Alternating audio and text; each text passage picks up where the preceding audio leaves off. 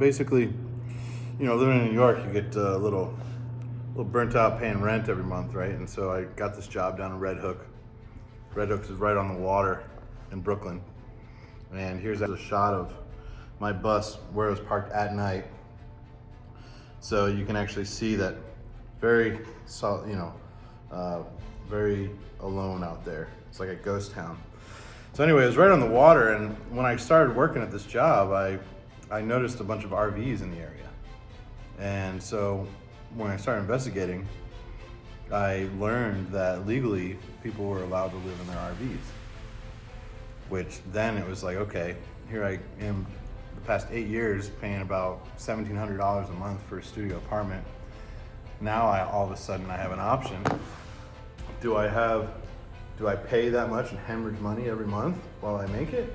Or do I invest some, basic capital into a build and live in that because it's completely lawful? So what I did was I was freelancing at the time. I took off. It was at the beginning of October. October 1st, I fly down to North Carolina. I was in New York at the time. And I buy a short school bus. It was a little shorty.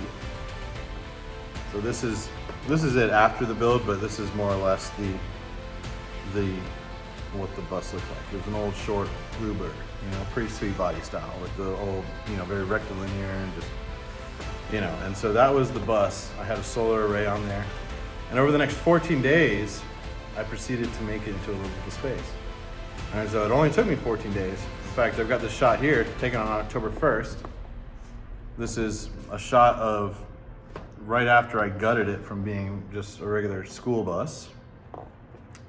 And now I'll skip ahead because there's a lot of build shots here, but I'll show you basically, this is right before I left for New York, October 9th. It took me 9 days to go from school bus to that. Pretty quick. And so this is all like, first strip roof. There's a shower in there, cooktop, bed.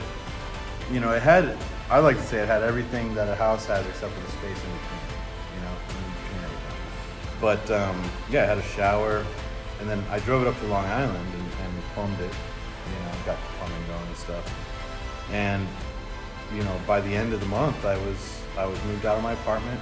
That's when I did my first purge, what I call a purge, where I took everything that belonged to me, everything I owned, and put it out on the street and just left it behind.